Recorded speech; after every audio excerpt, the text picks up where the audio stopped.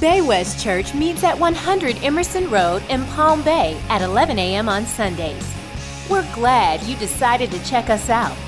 God has a specific message of hope for your life and mine today. So listen up. Cool. Well, I went to something this week. I mean, if you watched any kind of news or seen very much today, you know when I say the term walkout, you'll know what I'm talking about. You know, on the anniversary of the Parkland shooting, in the schools, actually schools nationwide, they supported taking a period of time for the students to step out and reflect upon what had happened with our school violence. And a lot of people spin it a lot of ways. A lot of people are like, oh, this is all about getting rid of guns. You know, well, that's not. I went and listened to kids, and kids weren't necessarily saying that. They just want school violence to stop, you know, which I'm totally on board with, and I think everybody else is. And I think regardless of your political ideology, of however you think that should be, I love this. Everybody talks about some people are gun control, some people are not. I think everybody's gun control, everybody just disagrees about how it should be done. I think that's the problem. Because I don't think anybody wants anybody rolling down the street with an AR, with an automatic weapon just that has lost their mental faculties that they picked up from a pile on the corner. Nobody wants that. But what I heard a lot of this week is something that I've actually heard my entire life, is the phrase "change the world." You know, and as I was thinking about that phrase, I can't think of a time in my life that somebody somewhere wasn't saying that they wanted to change the world. You know, and I don't know, that's a pretty daunting thing up there. We got the big world up here. You know, I wouldn't know how to change that. I'm starting at it. I mean, how do we go about changing the world? A lot of people say they want to. A lot of people have a lot of ideas about how they're going to do it. You know, I love the way, honestly, that Central Middle School did it. I went to Central Middle School. They actually sent the parents and said, hey, we encourage you to come and be a part of this. And they actually had 5 areas that the kids could go to with varying different degrees of stuff. Actually, they had a prayer time, actually. They authorized a prayer time and had FCA, and I went with part of the FCA to come, and we had like groups that broke out, and they kind of ran it. You know, and I just kind of was there like a bump on a log trying to stay everybody's way. But it was pretty cool to see the minds of people working and what's going on. But everybody, the truth is, when you talk about changing the world for the better, you know, there's evil people that won't change it for the worse, but people that want to change it for the better, a lot of people have a lot of different ways. So the thing about it is, so how do we change the world? How do we change the world? You think about it. Do we change it with government? You know, if we get everybody to have the right system of government and the equal amount of representation or whatever you feel like it is that going to fix everything? You know, I think the truth is, if we put more laws in place, we'll find more ways to break them. Because what causes us to break a law is the sin within our hearts, right? Well, I mean, what's going to fix it? You know, is it force? Is it military might? Can we just make everybody do the right thing? Guys, let me be honest with you. That has been tried for thousands and thousands of years. The strongest person trying to make the weakest person do what's right. And that may work for a short amount of time, but usually what happens is the stronger gets corrupt or the weaker gets tired of it, and they rise up and flip it, and it's over. And it changes. That's the way we've seen throughout history. That's not about technology. That's not about advancement. That's about the nature of a human. It's what you're dealing with. You know, is it financial prosperity? If we got everybody enough money, would they then be okay and everything be fine?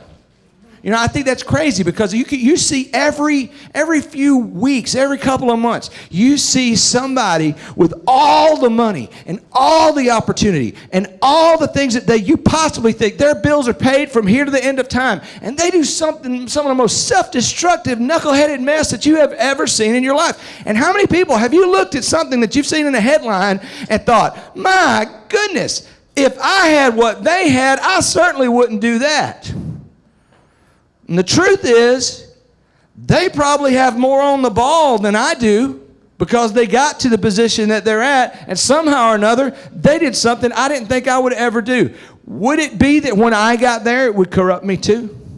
So I don't think financial prosperity is going to do it. I don't think fame. I think if we make people famous enough, will that take care of it? If we make everybody feel secure and okay, you know, I mean, there's never been a time in history when you could not become famous faster than right now. There's just not. I mean, you get a trip on YouTube and you get a viral video and you start a channel and all of a sudden, there you are. You got millions of people that are watching you and want to know what you do with social media, Snapchat, Instagram. I mean, you can crank up the followers if you do the right thing. And we're not talking about people who are, famous stars. And then again, there's people that are famous stars and people follow them because of that. But there's other people, I could name off YouTube stars. My kids the other day, they named off a YouTube star. And I was like, I think I've heard of him. I don't know, and I was an obscure sub-reference on Twitter I had seen one time and hadn't even thought about it, but I didn't know about it. And there are millions of people that watch this dude. Millions of people that watch him. And even in the situation, we see famous people all the time who are validated. They are loved and beloved by millions. Fan mail after fan mail. Awesome tweet after awesome tweet. Oh, you're awesome. They go to concerts and you have 20, 30,000 people that stand there going, you're awesome, you're awesome, you're awesome. I'll pay $100 to come see you. You're so awesome. And still, you see stories about them losing their way, losing where they come from, losing themselves, some losing their lives. Financial prosperity is not going to do it. Being famous, having a secure identity is not going to do that in the world and of itself. So what if we were all free? You say you can't make enough laws, Jim, to make everybody do the right thing because somebody's going to break them. What if we just got rid of all the laws? Wouldn't it be great? Just everything's okay. Well, we've seen that. That breaks into anarchy. We've seen that through history. You read that. You see people that tried that, and it always seems to break down and fall apart. So how do we change the world? How do we do that? Well, first we have to understand what part of the world we're actually looking to change. Okay, we have to understand what we're dealing with. You have to understand what you're trying to change. In Romans chapter 5, it tells us, gives us kind of an understanding of what we're trying to change. And I want to share this with you today because this means something in your daily life. You want to change your world because everybody in here wants their world to be better. I'm going to tell you, your world is a circle of influence in which you live in. And we're going to talk about how to make that better. Starting in Romans chapter 5, verse 12, it says this. It says, therefore, just as sin entered the world through one man. In other words, we know Adam and Eve, garden. Adam said, hey, God, you're nuts. I'm going to do what I want to do. And they both did it. Boom, there you go. And then from there on out, sin is now open. There it went into the world. Just as sin entered the world through one man, and then death through sin. And in this way, death came to all people because all sinned. Now look, what happened, like I said, is one person, Adam, he said, hey, you might say, well, Eve, said, hey, here, eat this. He took her up on it. But hey, either way, both of them did it. If you say I'm going to tell you something. If you think you would have been better than Adam in that situation and you had it all on the ball, you're no different than looking at the dude who had all the money and blew it. You're not any smarter than they are. You get in their situation, you're going to do the same type of thing. So let's don't blame it on them. But the fact is from that point on, sin was in the world. And every one of us, every person that's ever been born, has been born with a propensity to say, look, I know what I should do, but I'm not going to do it because I'd rather do what I want to do. And that is the sin nature that's born into people. And what happened is when sin came into the world, look what it says. Sin entered the world through one man, and people just skip through this real quick and go, and death through sin. All right? So when sin entered, before sin, there was no death. There was no pain. There was nothing. When sin entered the world, death entered through sin. And see, what we find out is like at the end, we find out that all the pain, all the injustice, all the hurt, all the conflict, all the physical death, all the emotional death, all the things that we have seen that we hate, that we wish were not a part of the world. I want you to understand that came because sin entered the world. Without that, we don't have all this stuff about the world we want to change.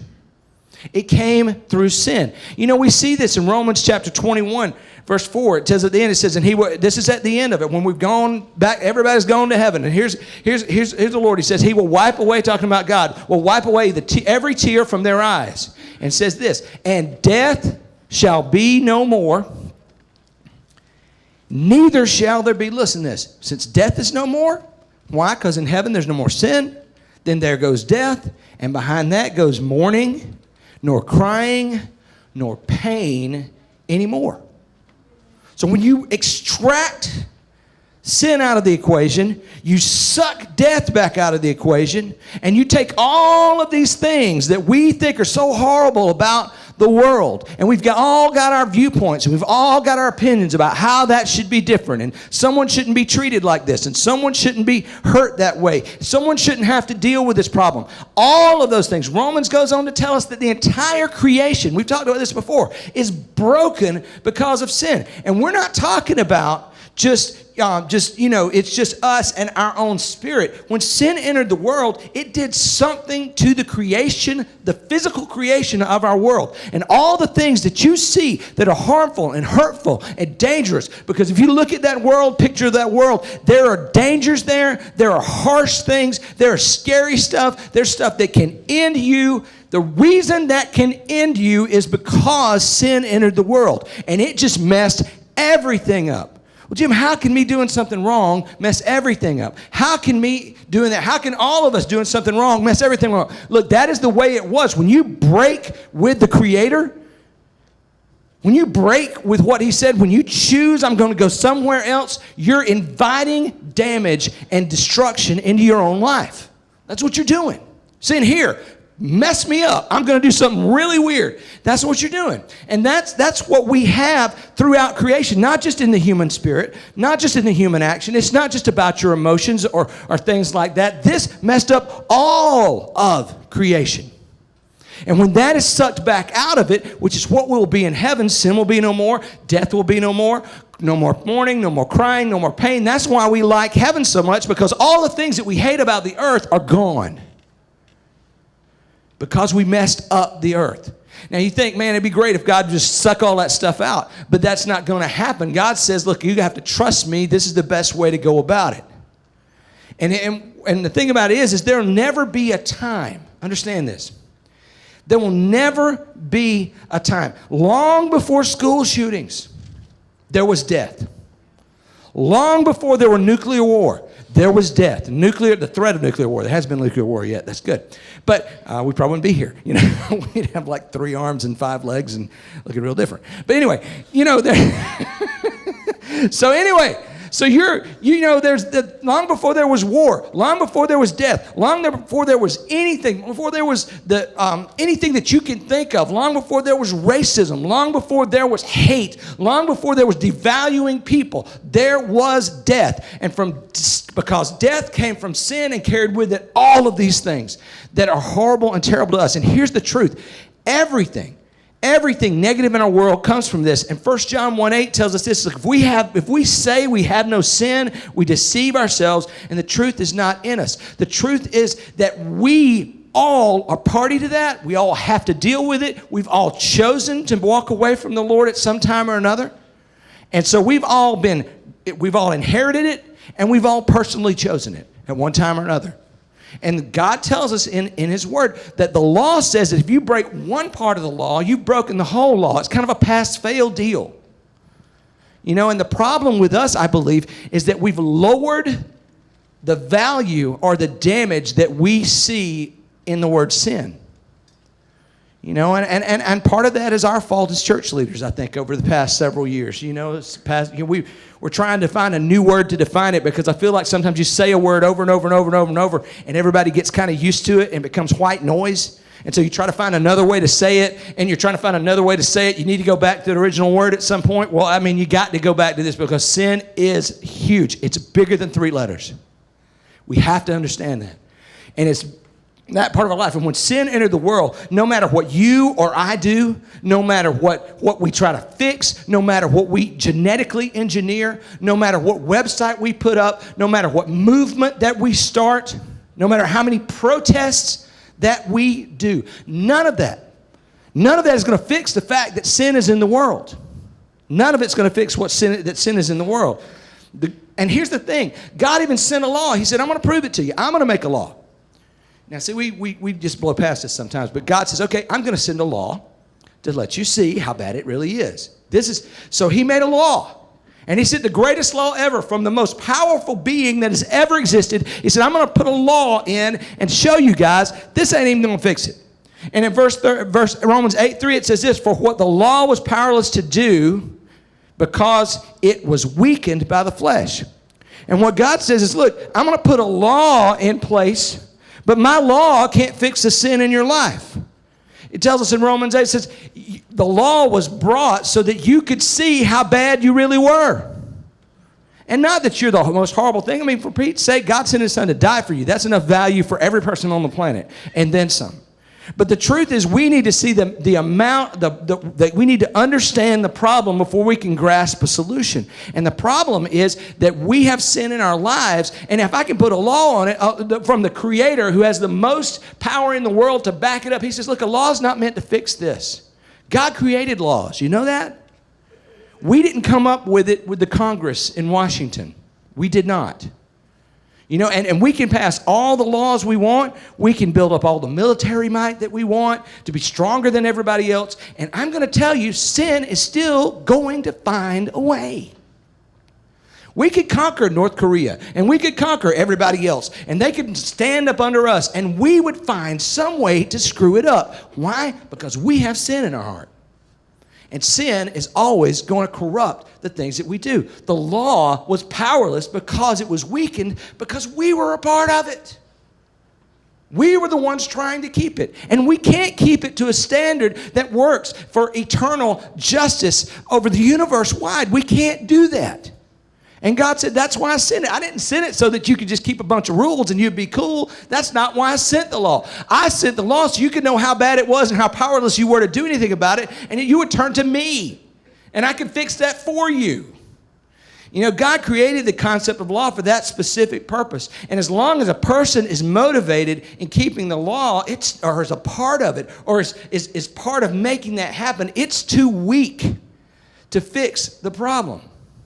Because it said, for what the law was powerless to do because it was weakened by the flesh, God did. Okay? God didn't send you a bunch of rules and said, you just keep those and you'll be fine. He said, no, the law is powerless. I want to send you these laws. You're going to break them. I already know it's going to happen. You're going to screw it up. And then you're going to see, but what I'm going to do is what the law was powerless to do because it was weakened by the flesh, God did by sending his own son in the likeness of sinful flesh. That was Jesus, just looking just like us, to be a sin offering. And so he condemned sin in the flesh. And when Jesus came, he lived a sinless life. Now you say, boy, that's difficult. He didn't do anything wrong. I'm not going to say, it's not so much that he didn't do anything wrong, it's that he did everything that God would do in his place. And this is what you have to understand about God. If you are God, the supreme creator of all things, you got to understand this definition. We talk about it a lot, but I'm going to hammer this because we have to understand this. God, when I do something right or wrong, you have a standard that stands over next to me and goes, this is my right or wrong standard. Jim did not meet the right standard, so Jim, therefore, i.e., is wrong. And that's cool because everybody's like that. Everybody. We got a law. Jim got out on the road, and the speed limit was 55, and he was driving 70, and the cop pulled him over and gave him a ticket. Therefore, i.e., Jim was wrong, because the law says 55, Jim said 70, and Jim was wrong, and he paid for it, you know. Not recently, thank the Lord. But it's been a long time. Yay, hope that stays up like that. But here's the thing. When you are God, the supreme creator of everything, you are the standard. Anything you say and do by virtue of you being God is right. I don't have a right to question what God says. He's allowed me to do it in his graciousness. Look at this little peon that questions him, why did you do that? You know, God is gracious and faithful and kind and loving and understands us and allows us, but I have no basis on which to stand that, because any standard I would come up with other than God is broken. Because why? Because it's weakened by the flesh that made it. Because of the sin inside of me. It's a cyclical thing. I can't get back to the past. I can't make a standard that God needs to live up to. No, I need to live up to his standard, and that's all there is. So therefore, looking at who he was, he says, look, God did what we could not do because the law was powerless to do because it was weakened by the flesh. God did by sending his own son in the likeness of sinful flesh to be a sin offering, and so he condemned sin in the flesh. And we know that the wages of sin is death. We know that from the gospel, right? You know, the wages of sin is death from Romans. But the gift of God is eternal life. And what he says is, look, you have already broken the law. It's like Katie said, there was nothing valuable about us other than God said, I love that person. You can't tell God a joke he's not heard. You can't impress him with a fact that he doesn't know. You can't play basketball good enough to impress God. There's nothing of value with anyone here or anyone on this planet other than God said, you know, I love them and I made them. And that's it. That's the one thing we have. And God said, look, you can't do it right. I understand. I will send my son to do it right, and then he will be the penalty for your sin. All right? That's the good news of God. See, laws, but I'm going to tell you, laws have a place. They do. I'm not trying to bag on laws. I'm not trying to bag on government. I'm not trying to bag on financial stuff. I'm not trying to bag on all of those things so much. I mean, it sounded like at the beginning because I'm setting it up against the one solution for all. All of those have a place. And let me explain it to you like this. If I cut my arm, okay, there's a couple things that have to happen. Probably I'm going to bleed a lot, so I'm going to have to wipe that up. And then I will probably put a bandage on my arm, right? Laws and financial prosperity and programs and stuff, they're all bandages. Because what is a bandage supposed to do? It's supposed to hold things together and protect the wound until it heals. Now, we just take healing for granted because our bodies self-heal pretty much. Even in hospitals, when they have to do surgery and different things like that, they do things to help the body get to a place where the body will ultimately self-heal. Right? That's what ultimately is going to happen. You're trying to help the body get to that place. Now, if I cut myself on the arm and I put a bandage over that arm and it never heals, what happens? I just keep doing my thing and it gets bigger. It keeps bleeding. The Band-Aid gets soaked. The Band-Aid dries out. And what happens with the Band-Aid? It falls off. My wound is bigger, probably infected. And what do I need to do? I need to go get a bigger and better Band-Aid. You know why that is? Bandages don't heal anything. They are just placeholders that hold things together until healing comes.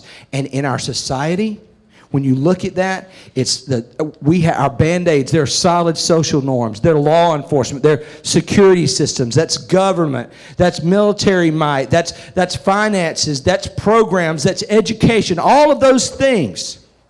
It's accountability.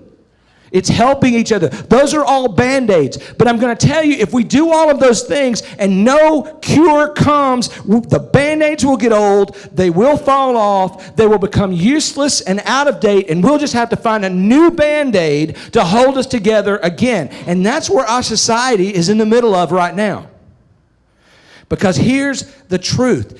Band-Aids don't heal anything, but Jesus heals everything. Jesus heals everything. There would be no healing. With the Band-Aids, they don't do anything. They just fall off. And that's what we see. We create a law. Somebody finds a way around it. We create a better law. Somebody finds a way around it. We put 15 guards on it with a gun. Somebody brings a bomb. It just escalates and escalates and escalates. Why? Because the cure has not come. That's why what we do is so important. Because we're all trying to Band-Aid the situation while we bring the cure of Jesus to the world and to the people around us. In Romans 5:15 it says this, but the gift is not like the trespass. For if many died in the trespass of one man, how much more did God's grace and the gift that came by the grace of one man, Jesus Christ, overflow to the many? What God is saying is, look, your sin was bad enough. It destroyed everything. It broke the whole world. But what I'm giving you in Jesus is enough to take care of everybody that would ever come, everybody that would ever be born, every problem that would ever be done, everything. Everything. It is so great, and it would overflow past what we need for it to do. His sacrifice was so much more. It's like you gave me a problem that cost $100, and I wrote you a check for $1 million and said, keep the change. That is what Jesus did in coming for us. And we have to grasp this as our place in society. We are not separate from secular society. If we are not involved in secular society will fall. Ultimately, because they will run out of Band-Aids, and they will run out of resources, and they can make the biggest Band-Aids they want, but here's the truth. Only Jesus stops sin. Only Jesus condemns sin. Only Jesus attacks the root from which all the things are springing. All the things that are springing. That's the only thing that will fix it. You know, Jesus cures people. When you talk about world changes, you have to look at the single greatest change agent in history, and that's Jesus. And I want you to think about this, how Jesus changed the world.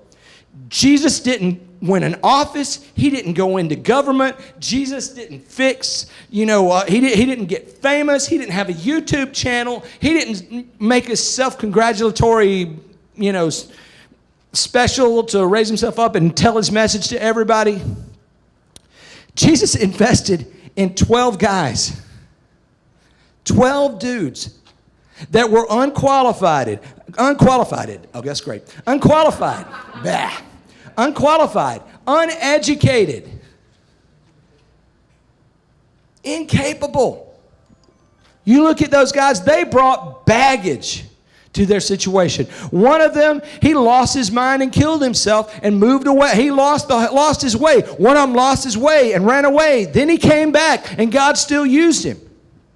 And they, through them, changed the face of history for the next millennia, from here to the end of time. There's been no greater force that has affected what happens on the world that we saw than what Jesus did on the cross. Think about it. Think about it. He's the greatest change agent that has ever lived, and what Jesus did is when he left, he gave us a strategy of how to change the world for the better. And 12 guys got it. They replaced one of them. 12 guys got it. And it was this. It said, therefore, go and make disciples of all nations, baptizing them in the name of the Father and of the Son and of the Holy Spirit, and teaching them to obey everything I have commanded you. And surely I'm with you always to the very end of the age. Within those verses, Jesus said, look, this is how I want you to change the world.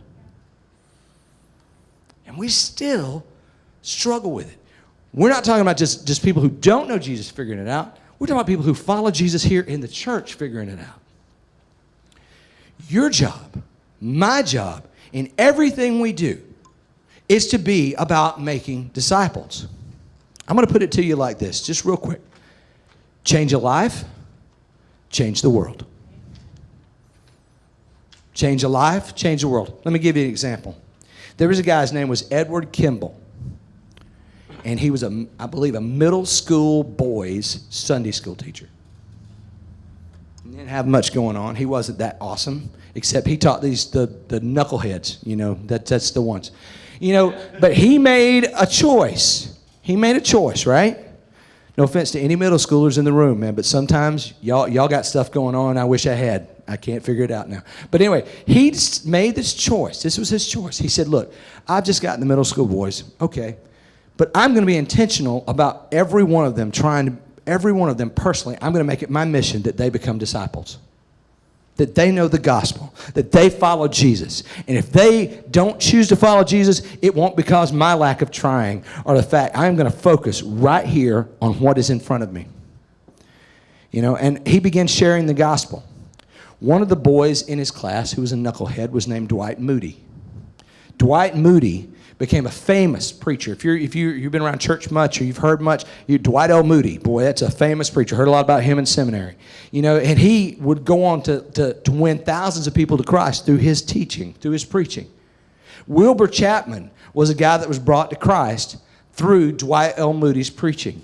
And he became a smaller guy that would preach a lot and worked on making disciples. But he barrowed in. He grabbed a hold of it. One day at one of his meetings, a pro baseball player who had a day off decided, hey, I'll go see what this dude's doing. His name was Billy Sunday. Billy Sunday accepted Christ. Billy Sunday then retired from baseball and started preaching to thousands. And when he did, he was preaching at a situation, and he led Mordecai Ham to Christ. Mordecai Ham somehow became a Christian. He started to follow Christ. He started to spread the gospel.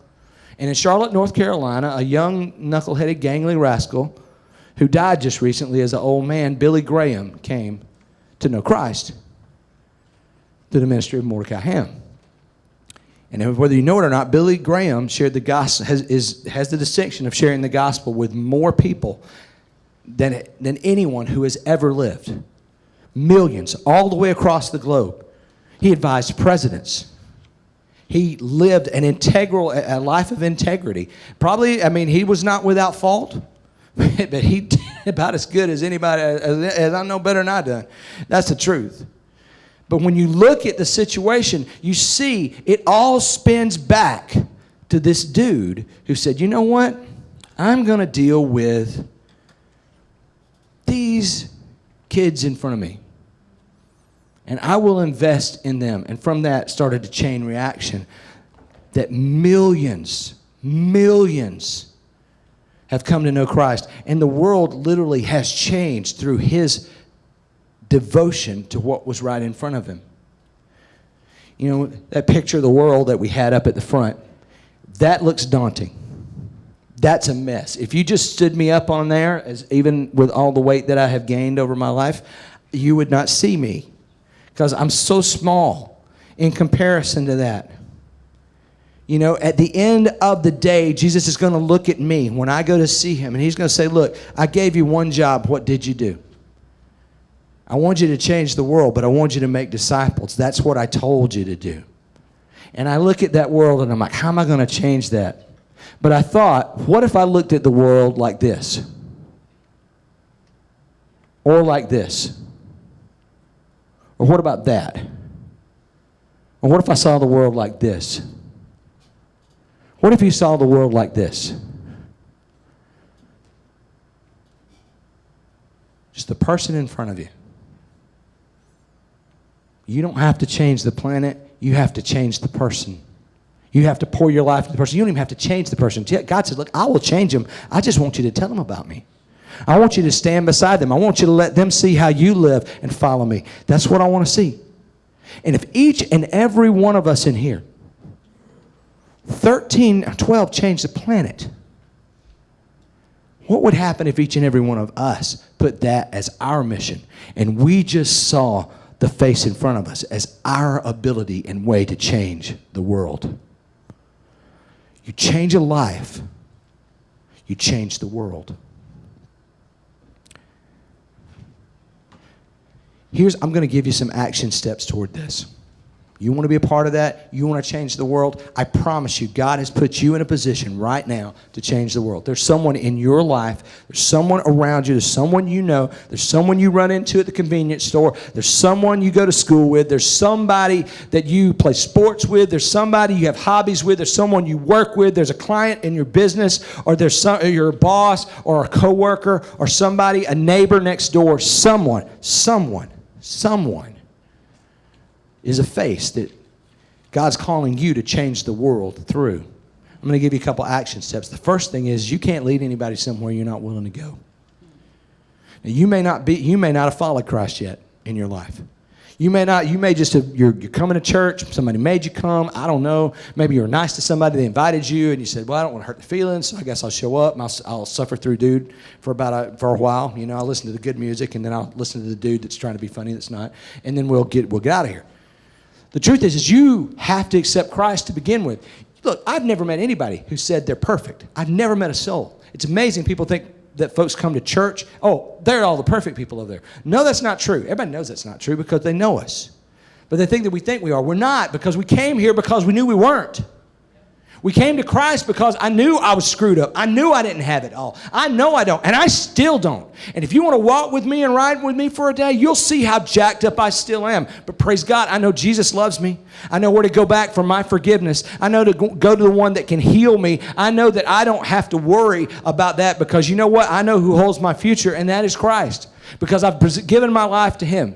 And I'm trusting him over my life, that he's going to make me a better person as I go, and that he's going to use me the way he wants to. When we get to the end of the world and the end of Jim's life or whatever, I mean, we're going to know that whatever we didn't get done here, he's just going to, he's just going to fill the rest of it up. We got this much done. We were planning for this much, probably like that. We got this much done, Jim. We're just going to, when we get to the end and take you on into heaven, I'll take care of the rest of it.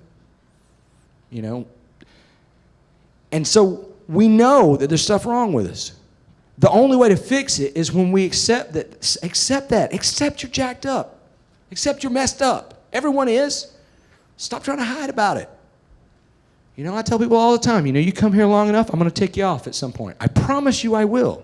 I'm trying not to, but I will. Because why? I'm jacked up too. Everybody is. So accept that, and we say, look, the only way to fix that is Jesus Christ. He came, he lived as a human. He was God and man, so he never did anything that God wouldn't do. Therefore, he lived a perfect life. Therefore, and he died on a cross when he didn't need to, and his value, his life, he was so great. He is so great because he's still alive. He is so great that his death was enough to pay for billions and billions of the sin of people and their billions and billions of sin that they would commit over their life. He was great enough to pay for that and then some. If I accept that and I give my life to him and I trust him with that and I say, I know I'm wrong, I want to trust you, I will follow you now. And what that means is the way he lives his life, I try to live mine. And I listen to him and I look at his word and I read his word and I say, okay, this is what you told me to do in here. I'm going to try to make that work out here. And then he would send his Holy Spirit that kind of helps me along to fill in all the cracks of the stuff that I don't know, because the Bible doesn't tell you everything. It doesn't tell you if you need to buy an iPhone or not, or it doesn't tell you if you need to buy a red truck or a blue truck, but the Holy Spirit will help you with those things. And then I would live that way. You have to accept that first before you can tell anybody they need to do that. That's got to be part of your life. You can't lead somebody somewhere you're not willing to go.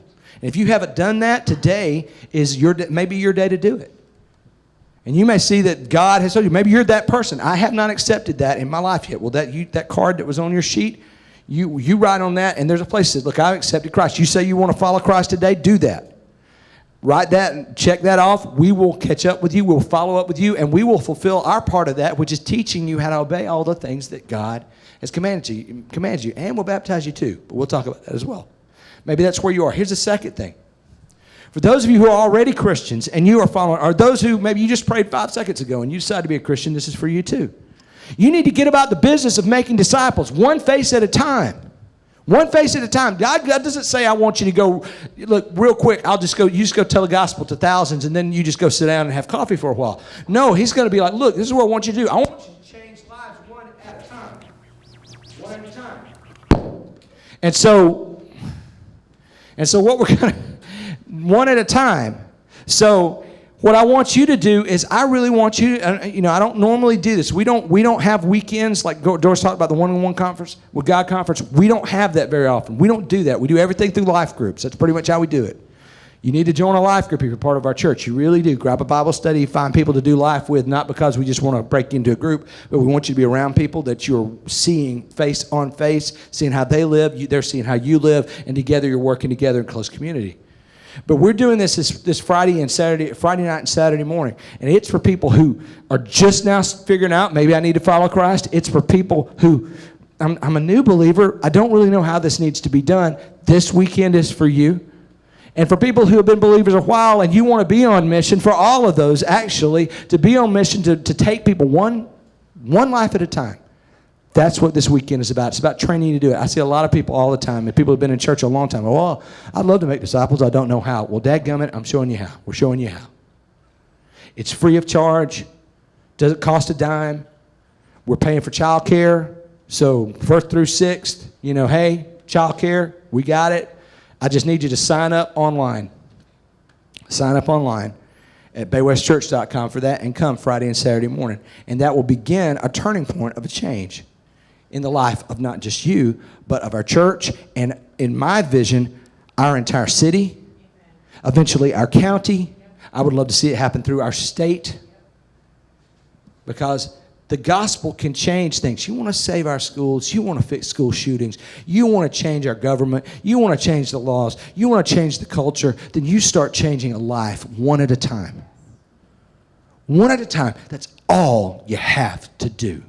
And we'll put some Band-Aids up along the way, but we know those are just Band-Aids that will fade away because we serve a God that will never go away. That is the wonderful understanding of how we can change the world. Thanks for being a part of Bay West today. Bay West Church meets at 100 Emerson Road in Palm Bay at 11 a.m. on Sundays. Please feel free to check us out at baywestchurch.org, or you can follow us on Facebook at Bay West Church.